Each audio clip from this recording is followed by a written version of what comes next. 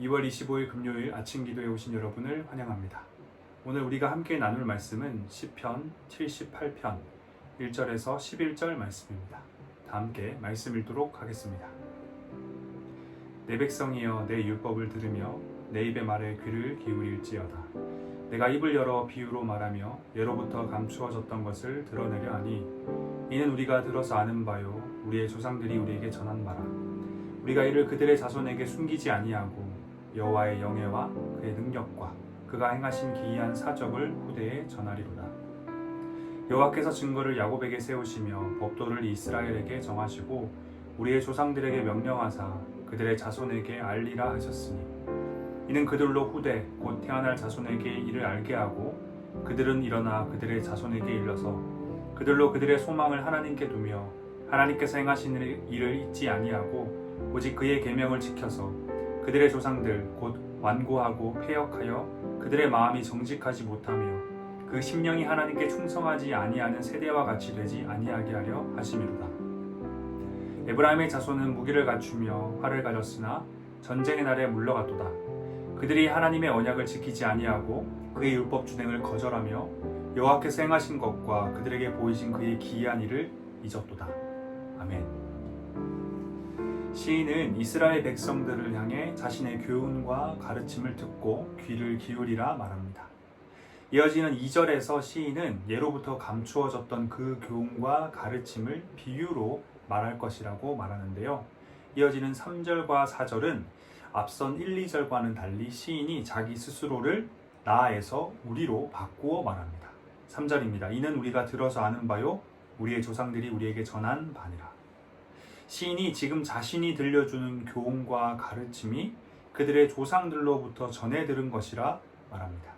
그리고 자신이 조상들에게 들은 교훈과 가르침의 내용, 즉 여호와의 영예, 그의 능력, 행하신 기이한 사적, 이 모든 것을 자신의 다음 세대인 지금의 이스라엘 백성들에게 전한다라고 말합니다. 이어지는 5절에서 시인은 여호와께서 증거를 야곱에게 세우시며 법도를 이스라엘에게 정하신다라고 말하는데요. 증거를 세우고 법도를 정한다는 것은 언약과 관련된 표현입니다. 다시 말해 하나님께서 이스라엘 백성 사이에 언약을 맺으신다라는 의미입니다. 이어서 시인은 이렇게 말합니다. 우리 조상들에게 명령하사 그들의 자손에게 알리라 하셨으니 시인은 하나님께서 이스라엘의 조상들과 언약을 맺으시며 언약의 의무와 책임을 자손들에게 알리라 라고 명령하셨다고 말합니다. 그리고 하나님께서 명령하신 이유 또한 설명하는데요. 7절, 8절이 그 내용입니다.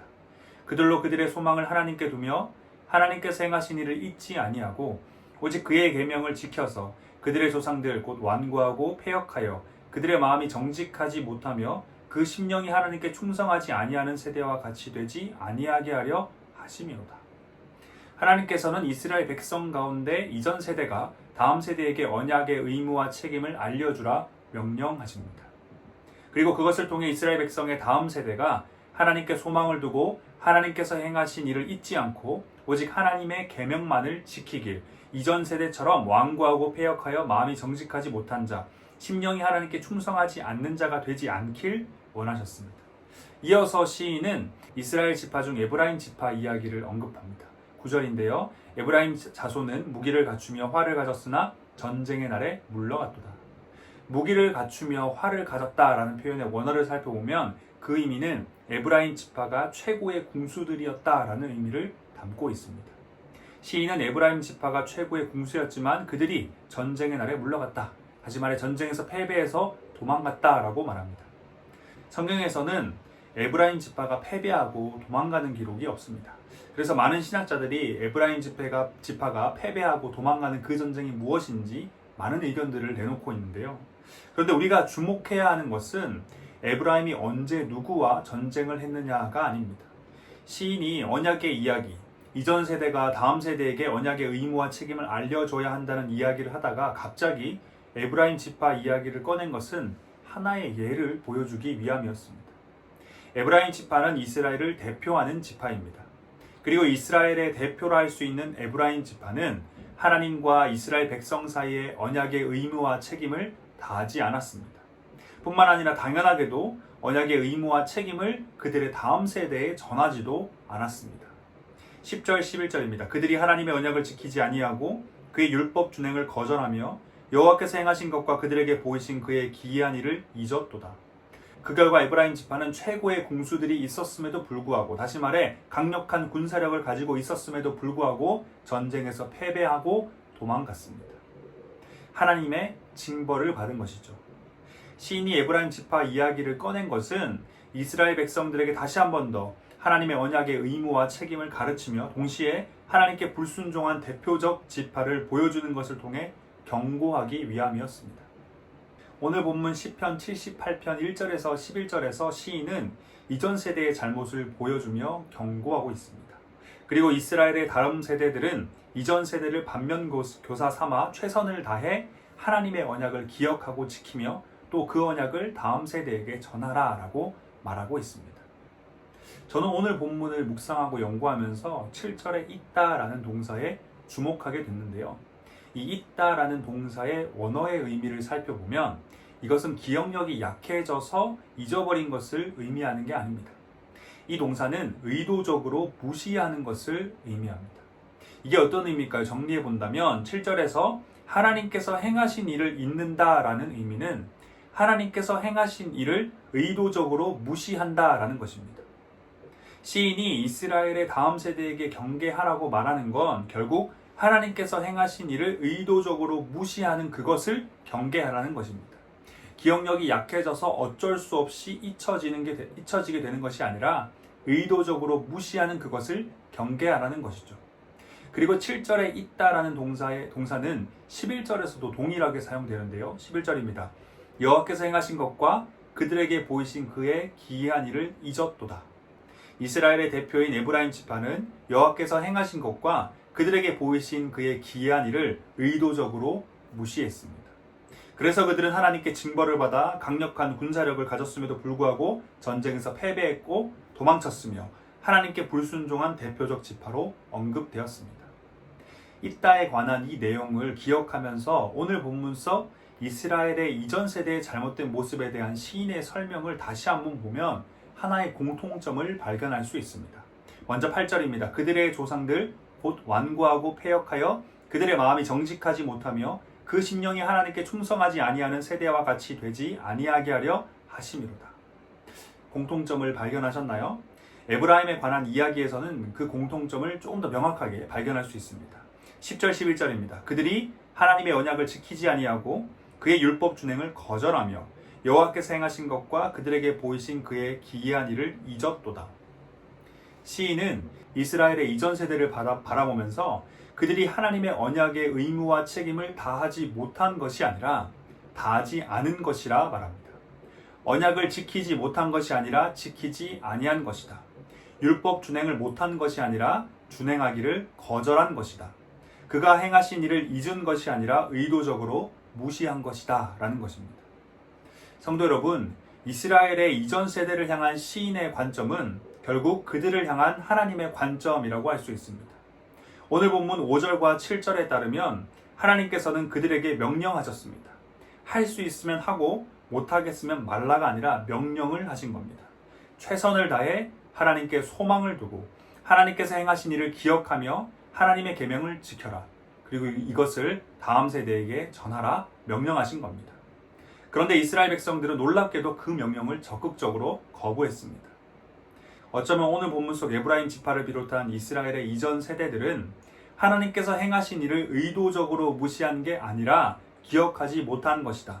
정말 어쩔 수 없어서 광야에서 먹고 살아야 하는데 당장 죽게 생겼는데 젖과 꿀이 흐르는 가나안 땅 이야기하더니 광야가 웬 말이냐 하면서 그러니까 먹고 살려면 정말 어쩔 수 없이 하나님께 충성하지 못한 것이고 그래서 정말 어쩔 수 없이 하나님의 율법을 준행하지 못한 것이다 라고 말할지도 모릅니다.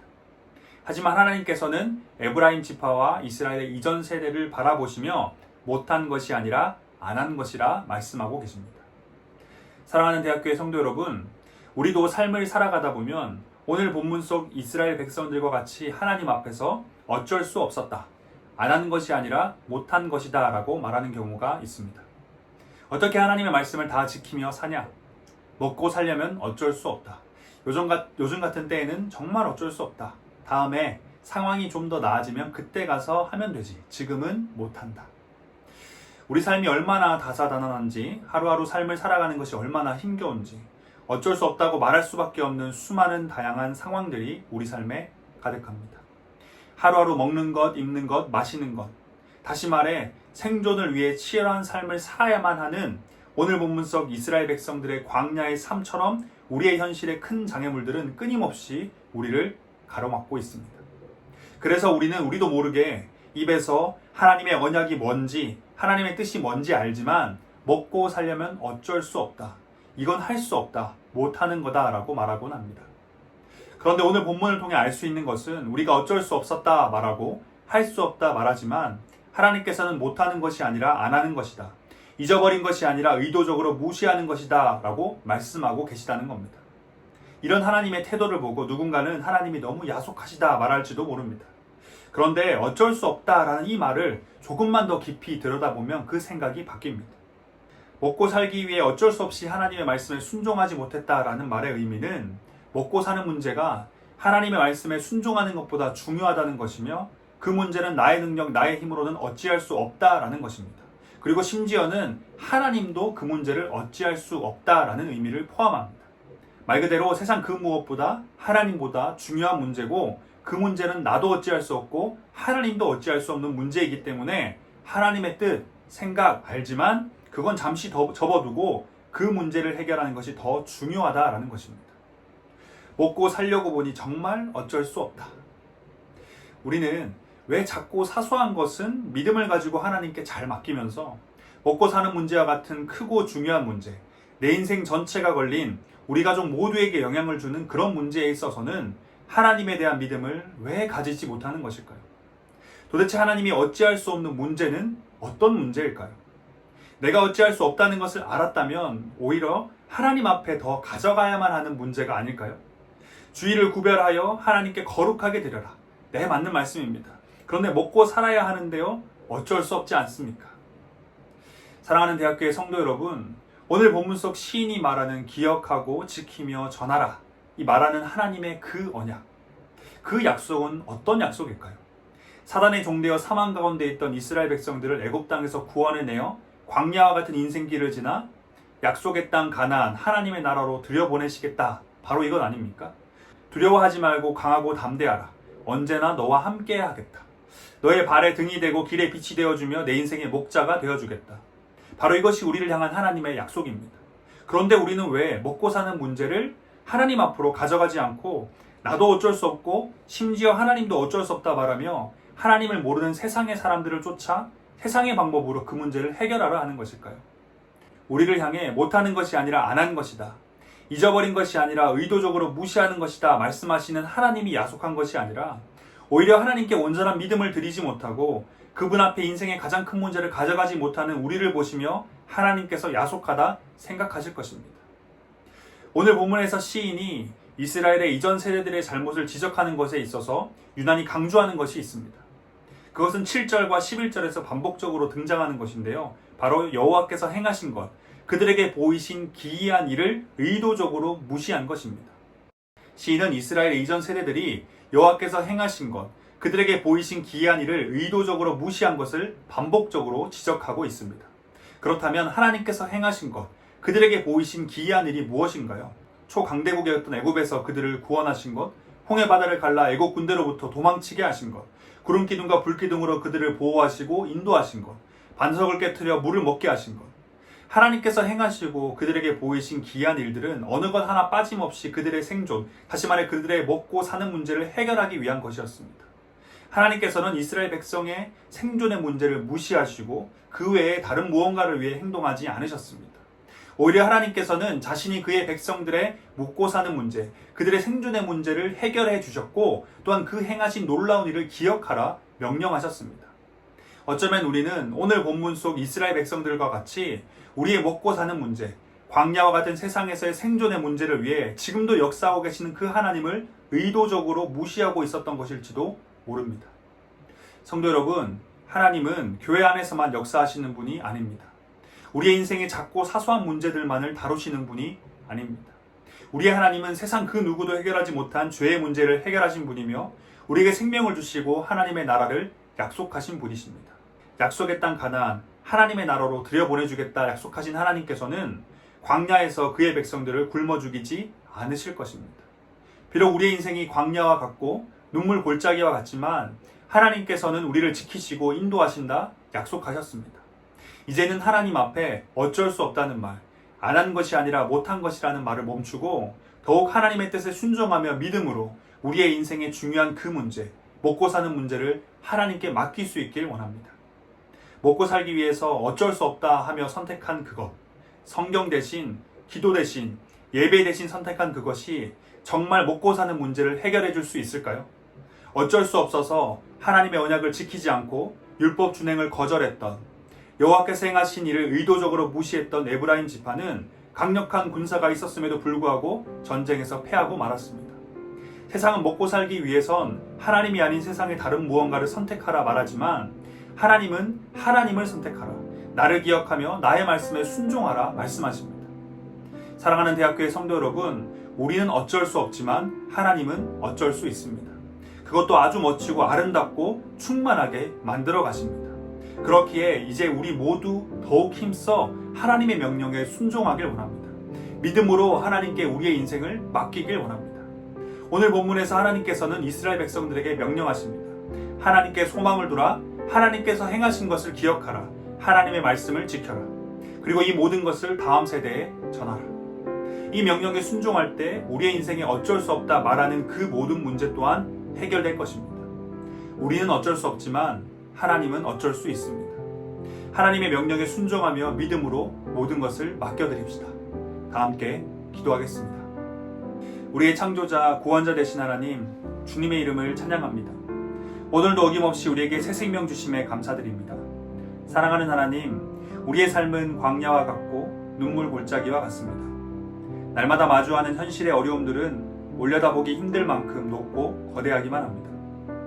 그런 삶 속에서 우리에게 주어진 하나님의 뜻, 우리가 순종하며 따라가야 할 하나님의 말씀 앞에 서면 우리는 우리도 모르게 어쩔 수 없었다, 안 한 것이 아니라 못한 것이다 말하며 말씀에 온전히 순종하지 못하는 삶을 살았습니다. 하나님, 오늘 본문 속 이스라엘의 이전 세대를 향한 하나님의 날카로운 가르침을 기억하길 원합니다. 못한 것이 아니라 안 한 것이고 잊어버린 것이 아니라 의도적으로 무시한 것입니다. 우리는 어쩔 수 없지만 하나님은 어쩔 수 있습니다. 우리에게는 올려다보기 힘든 만큼 높고 거대하지만 하나님에게는 작은 블럭 한 조각에 불과합니다. 하나님의 하나님 되심을 기억하며 믿음 가지고 하나님께 우리의 인생 전체를 맡기고 하나님의 뜻, 하나님의 말씀만 온전히 순종하며 살기를 소망합니다. 우리의 인생의 살 길은 바로 하나님께 있음을 고백합니다. 본문 속 에브라임 지파는 어쩔 수 없어서 하나님의 뜻에 순종함 대신 강력한 무기를 선택했고 그 결과 그들은 패배하고 도망쳤습니다. 하나님 이외에 새로운 살 길은 없음을 고백하며 이것을 잊지 않길 소망합니다. 우리는 어쩔 수 없지만 하나님은 어쩔 수 있습니다. 새로운 하루, 남은 한 주 가운데 우리의 삶의 인도자 되시며 우리의 삶의 공급자 되시는 하나님을 깊이 경험할 수 있길 소망하며 우리의 구원자, 삶의 이유, 다시 오실 예수 그리스도의 이름으로 기도드립니다.